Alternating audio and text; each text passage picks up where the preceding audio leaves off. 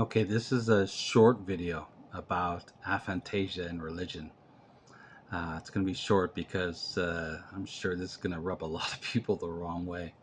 Uh, I grew up in a Christian household, and as I grew older, I started to read the Bible because a lot of things in my mind weren't making sense.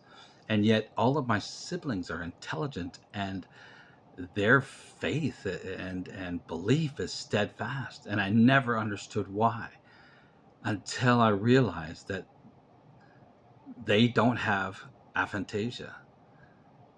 They see things in their minds. When they were 3 or 4 years old, going to Sunday school, and they'd see the picture in their pictorial Bibles.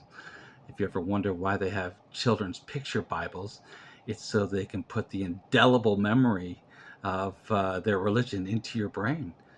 My siblings live with those images. It struck me like a ton of bricks.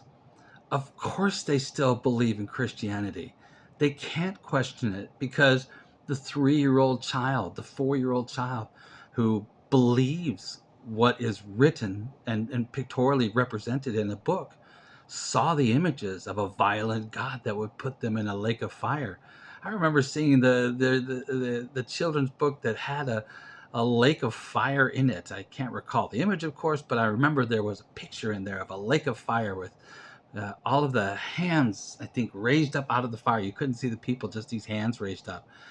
My siblings have that picture inside their head. Of course, they're scared to death. Of course, they don't question it. So, aphantasia freed me from the bonds of religion.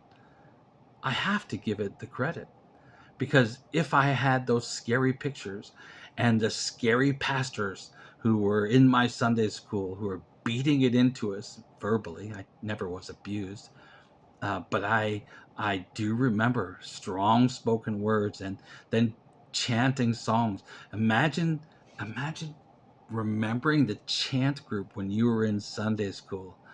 What were some of those songs? Jesus loves me, this I know. And watching the teacher's smile on her face, what influence would that have on you? I don't have those in my head. I look at religion objectively, and I am not a Christian. So, thank you, Aphantasia, for giving me freedom of thought. I'm not a slave to my memories. I'm not a slave to the images of my life. So, those of you who join me having aphantasia, you're free to think for yourself. You have a big advantage over other people who are enslaved, like chains and stones around their neck, dragging them down whenever they try and free themselves. We don't have the baggage. We don't have baggage. We live in today. So, there's my video about aphantasia and religion. Happy to have aphantasia. Happy, happy life.